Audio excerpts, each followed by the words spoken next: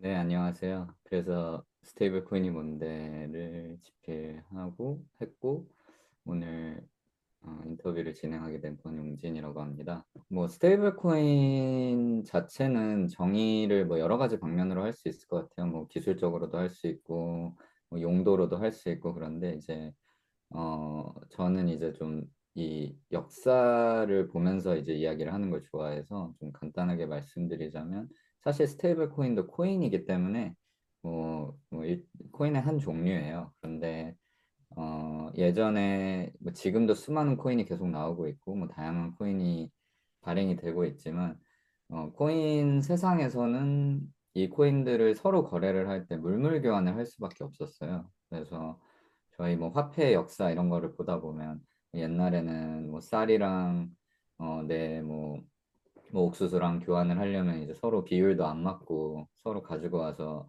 거래를 하기가 굉장히 불편했었기 때문에 이제 코인의 역사가 길어지면서 이 코인과 저 코인을 서로 거래를 하기 어렵다 보니까 좀 현실 세계에 있는 화폐랑 딱 맞는 코인도 발행을 하면 좋지 않을까라고 해서 처음에 생긴 게 스테이블 코인이에요. 그래서 뭐 아시는 다양한 코인들, 뭐 비트코인이나 이더리움이나 이런 코인들이 굉장히 많았는데 그걸로 거래를 하기에는 너무 가격 변동도 심하고 또 안전하다는 느낌이 없다 보니까 그래서 이제 우리가 실제로 생각을 하는 여러 화폐들 달러라든가 원이라든가 그런 거랑 정확하게 매칭이 되는 코인도 만들어 보면 좋지 않을까 해서 처음 만들게 된 게 스테이블 코인이 처음 생기게 된 이유인데 뭐 요즘에는 사실 코인을 거래하는 용도 이외에도 많이 쓰게 됐기 때문에 사실 좀 더 화두가 되었죠.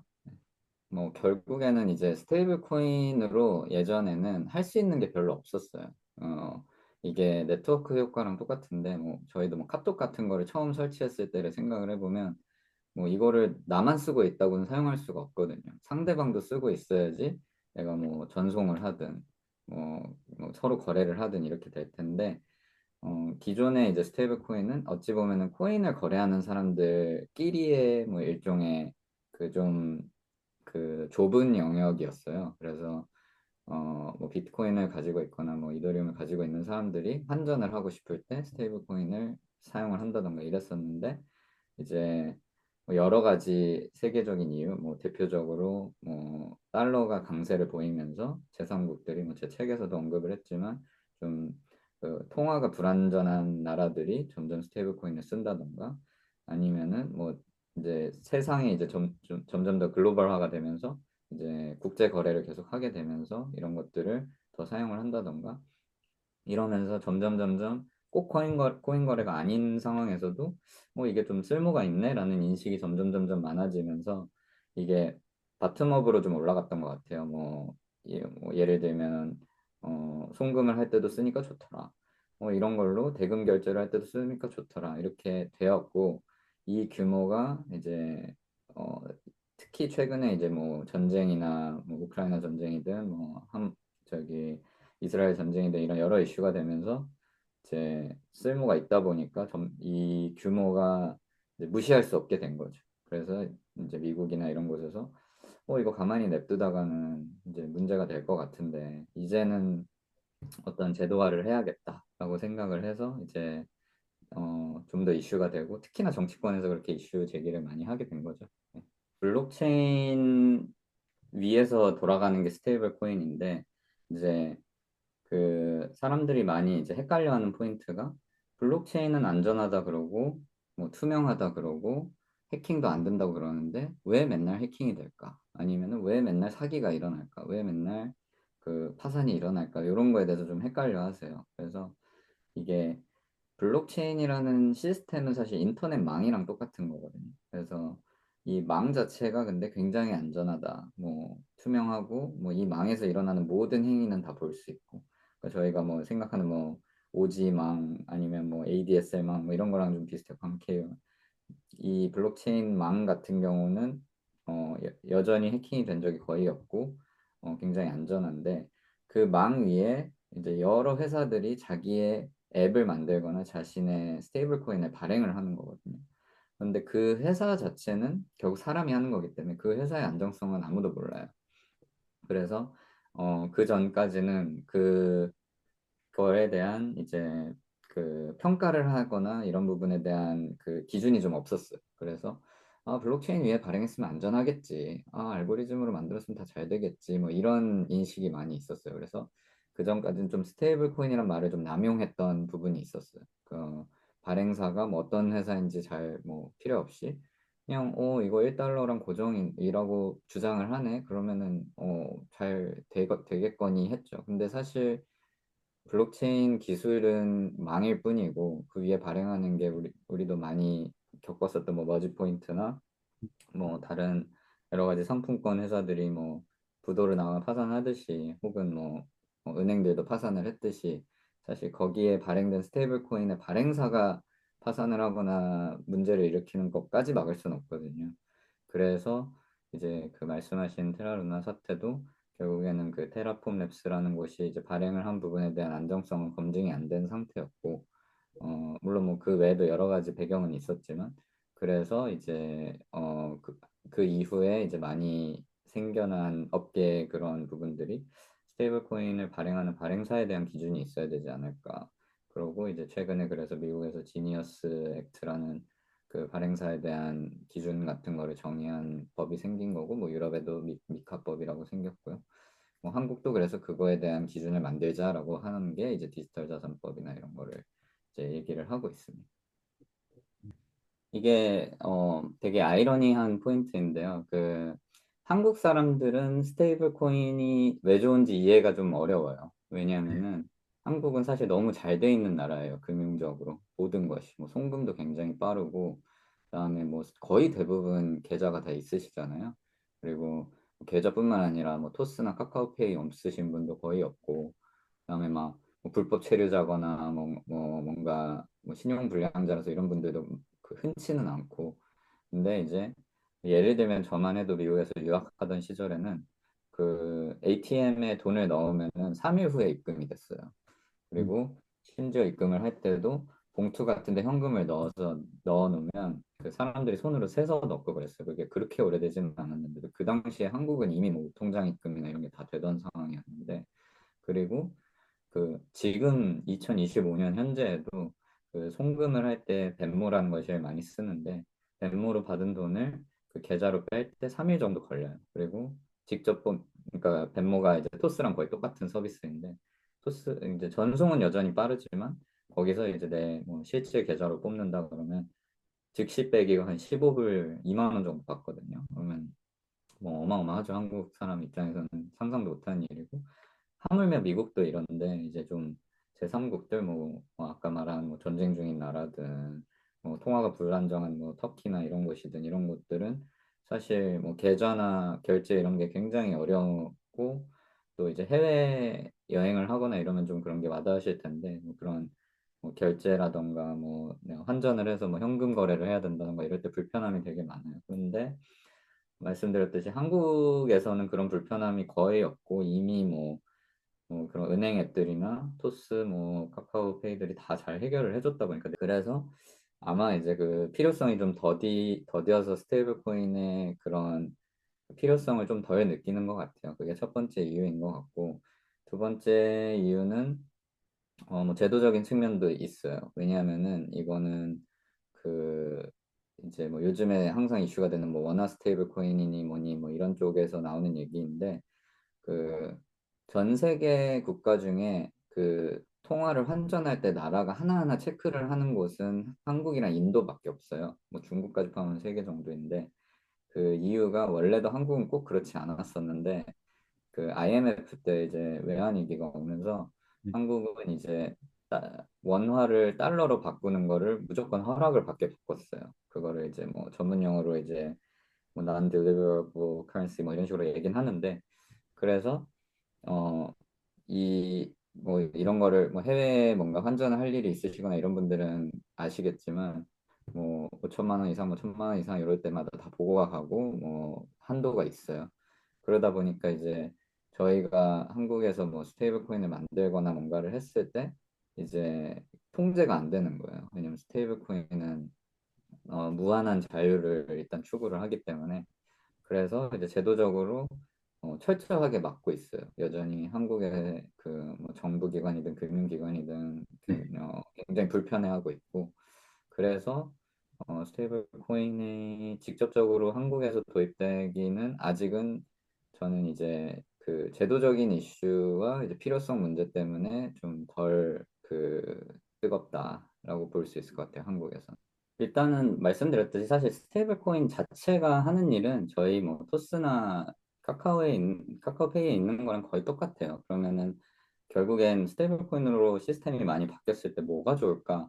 이런 것들을 생각을 해봤을 때 저는 이제 그 다양한 앱 스토어를 직접 만들 수 있는 시스템이라고 생각을 하거든요. 뭐 예를 들어 어, 어떤 개인이 뭐 제가 책에서도 썼던 예시지만 예를 들면 제가 뭐 어떤 강남의 어떤 건물에 뭐 30일 주차권을 샀어요. 그래서 30일 동안 뭐 30만 원을 주고 매일 이제 주차를 하려고 하는데 평일에는 출근 때문에 주차를 하지만 뭐 주말에는 안 써요.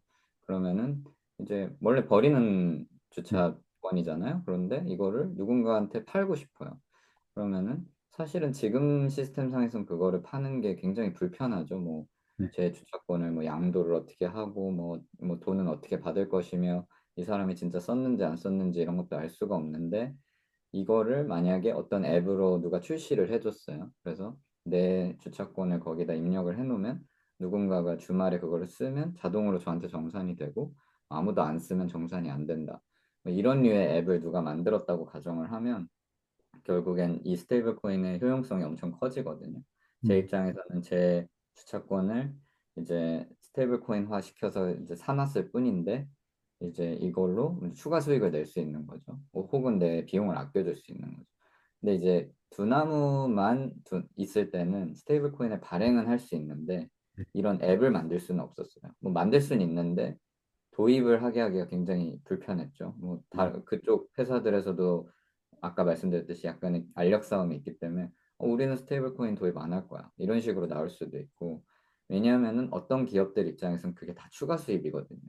사실 주차권 운영사 입장에서는 주말에 버리는 돈이 오히려 좋은 거잖아요. 뭐 네, 혹은 다른 것도 다 마찬가지고. 그런데 이거를 이용자들이 점점 더 쉽고 그 최대한 비용을 아끼게 해준다는 것 자체가 사실 운영사 입장에서는 수익을 줄이는 거기 때문에 이게 기득권 업체 기존의 플랫폼 회사들은 하기 싫을 거예요.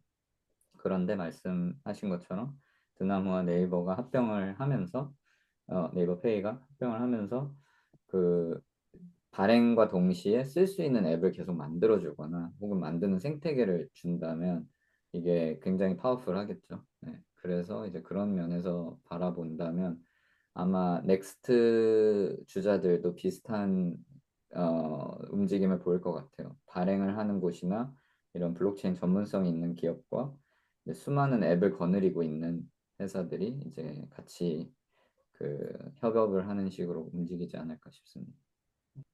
이게 참 뭐 문화적 차이가 있기는 한데요. 이제 미국 같은 경우에는 꼭 스테이블 코인뿐만 아니라 모든 산업을 좀 열어두고 사고가 났을 때 막는 식의 규제를 많이 하고 있어요. 네거티브 규제라고 하는데, 그러다 보니까 뭐 예를 들면 주식 거래소도 미국은 뭐 30개가 넘게 있고 뭐 다양한 뭐 민간형 뭐 전기 회사 같은 것도 다 민영화되어 있고 뭐 이런 식으로 이제 운영을 하거든요. 그래서 그러다가 이제 좀 규모가 커지거나 이슈가 되는 부분들을 좀 국가에서 집중적으로 관리를 하는 식으로 하는데, 이제 한국 같은 경우에는 일단 뭐 나라도 좁고 약간 정책적으로 중앙화돼 있는 케이스가 많아서 네, 이제 아마 결국에는 이 스테이블 코인이라는 게 뭐 복잡하게 생각하면 뭐 블록체인이고 어쩌고 저쩌고 이러지만 그냥 쉽게 생각해서 민간 화폐를 만드는 거예요. 그러니까 저희가 지금은 뭐 뭐 만 원권, 5만 원권을 한국은행에서만 발행을 하는데 이걸 뭐 네이버 5만 원권도 생기고 카카오 5만 원권도 생긴다 이러면은 음, 그들 입장에서는 머리가 아플 수가 있죠, 당연히. 이제 어, 네이버가 만든 5만 원권에서 사고가 나면은 얘를 그럼 어떻게 해야 되지? 뭐 이런 것들이 있고 이쪽에서 뭐 탈세가 많이 일어나면 어떻게 관리를 하지? 이런 것들이 머리가 아프죠. 그래서 한국은행 입장에서는 당연히 이 민간 기업이 화폐를 발행을 하는 거에 대해서 굉장히 부정적일 거고, 그다음에 그렇기 때문에 지금은 최대한 알력 싸움이 일어나고 있는 것 같아요. 뭐 한국은행만 스테이블 코인을 발행할 수 있도록 해야 된다. 뭐 일종의 CBDC죠. 그러고 또 아니면은 최소한 은행만 발행을 하게 해야 된다. 그럼 카카오, 토스, 네이버 이런 데들이 발행하는 거는 안 되지 않겠냐. 뭐 이런 식도 있고. 그 다음에 두 번째 이슈는 이건 좀 더 이권 이슈인데 그 서클이든 뭐 페이팔 USD든 다 결국에는 자기네들이 스테이블 코인을 발행을 해서 수많은 예금을 받거든요. 결국에 1달러를 예금을 받고 1달러치 코인을 발행을 하는 거기 때문에 이 예금 이자를 이 기업이 다 먹어요. 네, 그러니까 그러면 이게 국가 입장에서 봤을 때는 아니 이런 화폐 발행을 해서 나오는 수익을 이 민간 기업이 다 먹는 게 말이 되냐 이런 이슈도 있어요. 그래서 지금 원화 스테이블에 대한 부분들은 그런 부분에서 사실은 이권 싸움이라고 보시면 될 것 같아요. 마치 이제 저희 통신망도 나라에서 준 네, 거잖아요. SKT, KT, 뭐 LG 이렇게 준 건데 그들이 가지는 이권이 엄청나잖아요. 원화 스테이블도 누가 발행을 하느냐에 따라서 그 이권이 엄청날 거예요, 사실은. 대한민국 국민들이 대부분 쓰는 스테이블 코인이다 그러면 일종의 카카오톡처럼 되는 거잖아요. 그렇죠. 그러니까 네, 그래서 이제 좀 그 정치권에서도 많이 얘기를 하는 거라고 보시면 될 것 같습니다. 뭐 음, 제일 쉬운 예시는요. 사실 이제 막기에는 너무 커졌다는 말이 제일 맞을 것 같아요. 음, 그러니까 뭐랑 비유를 할 수 있냐면요. 음, 그 우버 같은 공유 택시 있잖아요. 그래서 한국 같은 경우에는 뭐 타다나 뭐 우버가 들어올 때 철저하게 막았죠. 네, 왜냐하면은 기존의 이권에 너무 침해를 하고 통제가 안 될 확률이 높기 때문에 그리고 기존 택시 기사들의 라이선스는 어떻게 할 것이냐 하면서 완전히 죽였었죠. 그런데 이제 미국도 어떤 주는 안 그랬지만 뉴욕시 같은 경우에 이미 우버를 쓰는 사용자가 50% 이상이 돼버리니까 이제 음, 그렇게 누를 수가 없게 돼버린 거예요. 그래서 어쩔 수 없이 우버도 택시로 인정을 한다라고 되었고 지금은 이제 오히려 우버가 점유율이 8, 90%가 되고 뉴욕 옐로캡이 오히려 죽어버린 상황이 됐는데 스테이블 코인도 마찬가지예요. 그 말씀하신 대로 리브라가 발행일 얘기를 하고 하던 때는 물론 이제 페이스북이라는 민간 기업이 또 힘이 너무 세다 보니까 미국 정부도 좀 무서워한 것도 있었지만 그때만 해도 아직은 누를만 했어요 스테이블 코인이 그때 테더가 뭐 10조 뭐 이랬었거든요. 그러니까 이러면 아직은 좀 작은 산업이네 하고 미국 정부에서 감히 화폐 발권에 도전을 해 하고 이제 눌렀는데 이제는 70조, 80조 뭐 총합해서 200조 이상이 돼버리니까 여기서 이제 눌렀을 때는 뭐 기존 사람들의 반발도 클 거고 어차피 안 막아질 거라고 생각이 든 거죠. 그래서 그럴 거면 차라리 제도화를 해서 이제 안 짜. 이렇게 된 거라고 보시면 될 것 같아요. 깊게 들어가면 끝도 없는데 이제 간단하게 말씀을 드리자면 스테이블 코인을는 다른 코인이나 다른 자산이랑 다르게 산다고 해서 수익이 나진 않아요. 왜냐하면 말 그대로 스테이블이기 때문에 아이러니하게도 뭐 달러가 많이 올라서 사도 오르기는 하는데 그래도 일단은 기본적인 전제는 이거는 1달러다예요. 그래서 이걸로 그러면은 어떻게 뭘 할 수 있느냐 뭐 이제 두 가지 측면을 볼 수 있는데 이걸로 수익을 낼 수가 있고 이걸 가지고 놀 수가 있어요. 그러면은 이제 뭐 지금 예전에는 좀 스테이블 코인을 사는 것도 되게 어려웠는데 그나마 이제 많이 쉬워져서 이제 많이 사용하시는 코인 거래소 뭐 업비트라던가 빗썸이라던가 뭐 코인원이라던가 그런 데에서 이제 다 살 수 있어요. 이제 테더라는 이름으로 사거나 서클 혹은 USDC라는 이름으로 살 수 있고 그거를 물론 이제 뭐 약간의 프리미엄이 붙어 있기는 한데 뭐 쉽게 말씀드리면 그건 이제 하나를 사면은 그냥 이제 1달러를 산 거랑 똑같은 효과를 나요. 그래서 100개를 사면 100달러인 거고. 그럼 이제 이거를 사고 나서 이제 물론 거래소 안에다가 그냥 넣어 놓을 수도 있어요. 근데 그러면은 아무런 소용이 없죠. 물론 그래도 달러를 산 거기 때문에 일종의 환수익이 있을 수는 있지만 이걸 가지고 뭔가를 해봐야 되잖아요. 네, 그러면 일단은 수익을 낼 수 있는 방법은 제일 기본적인 방법은 예금을 하는 거예요. 요 스테이블 코인을 가지고. 어, 그 다양한 방법이 있는데 저도 이제 제일 쉬운 방법은 추천을 드리는 건 코인베이스에서 만든 베이스 월렛이라고 있어요. 베이스 지갑이라는 앱인데 글로 옮기면은 아무런 행위를 하지 않고도 코인베이스가 이제 그걸 예금을 해줘요. 그러면은 한 5% 정도의 이자를 그 매 일별로 쪼개서 이제 넣어줘요. 그러면은 이제 뭐 저희 뭐 적금 이자도 사실 5%가 안 되는 경우가 많은데 이거는 따로 뭐 적금 기간이 있는 것도 아니고 그래서 이제 5% 이자를 일별로 얻을 수 있으니까 그리고 출금을 하는 그런 제한도 없고 그래서 이게 제일 좋은 방법이고 이라고 생각을 하고 초보자분들이 시작을 하기에는 음, 어, 이제 이것도 은행 시스템이랑 똑같기 때문에 조금 더 위험한 곳에 빌려줄수록 더 수익이 높아져요. 그런데 이제 제가 그 초보자분들에게 베이스 원래 코인베이스에서 운영하는 곳을 추천하는 이유는 당연히 이것도 리스크가 있지만 그래도 미국의 상장사이고 트럼프가 이제 가장 아끼는 거래소이기 때문에 이제 좀 비교적 안전하지 않나. 그래서 수많은 사고를 견디고 그냥 그렇지만 뭐 아무도 모르죠 사실 이제 뭐 부도가 날 수도 있고. 그래서 이제 제일 쉬운 방법은 이거라고 생각을 하고요. 그러면 이게 왜 이런 이자를 주느냐? 그 이 그 내 스테이블 코인을 가지고 어떤 사람이 결국에는 빌려가는 거예요. 근데 이제 그냥 빌려가면은 당연히 위험하니까 이 사람들이 담보 대출을 해요, 주로. 그러면 이제 뭐 이거는 좀 구체적인 얘기지만 그 사람들이 그러면 자신들이 뭐 자기가 가지고 있는 뭐 거대 코인들 뭐 비트코인 같은 걸 담보로 저희의 스테이블 코인을 빌려가는 거예요. 그러면 사람들은 왜 그걸 빌려가냐? 자신들이 레버리지 투자를 하기 위해 빌려가요. 그래서 이게 재밌는 게 코인 가격이 막 오르는 상황이면은 사람들이 레버리지 거래를 많이 하려고 할 거 아니에요? 네. 뭐 그렇게 그러면 이자율이 막 올라가요. 그래서 비트코인이 막 엄청나게 오르는 시기, 뭐 요즘 같은 시기에는 이자율이 아까 말씀드린 5%가 아니라 뭐 7%, 8%, 9%까지 올라가거든요. 변동이율이라서. 그래서 뭐 저희 같이 일반 사람들이 그런 거 생각하기 귀찮고 그냥 넣어놓자 그러면은 이제 그 코인베이스 월렛에서 이제 뭐 그 사람들한테 빌려주고 뭐 6%, 7%, 8%, 9% 이자를 받으면서 저희한테 매일 넣어줘요. 그래서 이게 이제 제일 쉬운 방법이라고 생각을 하고요. 그 외에도 수많은 이렇게 할 수 있는 그런 여러 가지 앱들이 많이 있거든요. 근데 이제 각 앱들마다 당연히 뭐 만든 사람이 있을 거고 그 앱들도 위험한 앱도 있고 비교적 안전한 앱도 있고 그렇기 때문에 그거는 뭐 오늘 전부 다 소개를 드릴 수는 없고 이제 그래서 이제 수많은 이제 스테이블 코인에 미쳐 있는 사람들이 있어요. 뭐 커뮤니티도 있고 저희 뭐 주식 투자 뭐 커뮤니티처럼 그 굉장히 많이 있거든요. 한국에는 그렇게 많지는 않은데 그래도 꽤 있어요. 뭐 트위터 같은 데도 있고.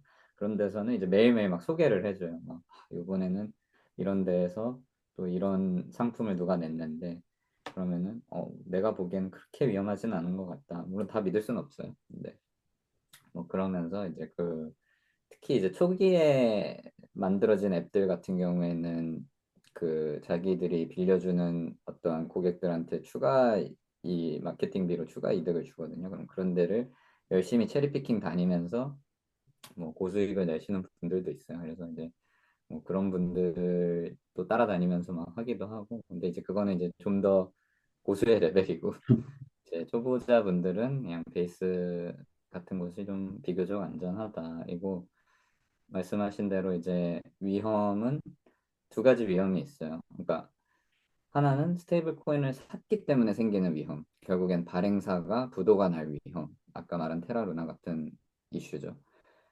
그래서 이제 지금 가장 큰 기업인 테더랑 서클을 많이 추천을 드리고 있고, 테더는 이제 홍콩 회사이지만, 전 세계에서 제일 큰 스테이블 코인이기 때문에 비교적 안전하다고 하는 거고, 서클은 이제 뭐 미국에서 운영을 하는 거고, 골드만삭스 같은 주주들이 이제 있기 때문에 비교적 안전하다고 해서 하는 뭐 이제는 은행급이죠. 예, 그런 기업이기 때문에 이제 발행사가 부도가 날 위험이 그래도 항상 있다. 뭐 1%라도 있기 때문에 이거가 이제 위험한 부분이고 두 번째는 이제 그 스테이블코인을 그냥 가지고 있으면은 발행사 위험만 있지만 이제 어딘가 예금을 해가지고 다른 사람에게 대출을 하면 그 예금하는 앱이나 기업에 대해 위험이 또 있죠.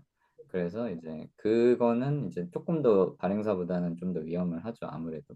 그래서 그 기업이 부도가 나거나 그 앱이 뭐 해킹을 당하면은 당연히 문제가 되고요.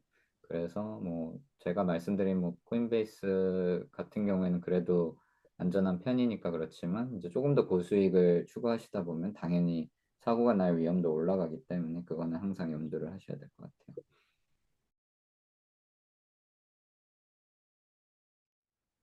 네, 그래서 뭐 오늘 뭐 스테이블 코인 얘기도 했고 블록체인 업계 전반에 대해서도 많이 말씀을 드렸는데 어 사실 어려워요. 어려운 컨셉이고 이거 저도 이거를 이해하고 뭔가 마음으로 와닿기까지 정말 오래 걸렸는데 사실 갑자기 들어서 막 사실 막 이게 기술적으로 이해한다기보다 이제 정말 그 마음으로 이해하는 게 참 어려운 것 같아요. 그래서 저희가 생각하기에는 그래도 뭐 일반 분들 입장에서는 그래도 도대체 무슨 일이 일어나는지 혹은 도대체 어떻게 바뀌고 있는지에 대한 조금의 이해도를 높이는데 좀 도움이 되셨으면 좋겠고 그 뭐 제 책도 책이지만 뭐 결국에 백문이 불여일견이라고 이 직접 조금 해보시면은 아 이런 세계가 있구나 이런 것도 좀 재밌어요. 사실 뭐 이걸 공부라는 표현을 쓴다기보다 정말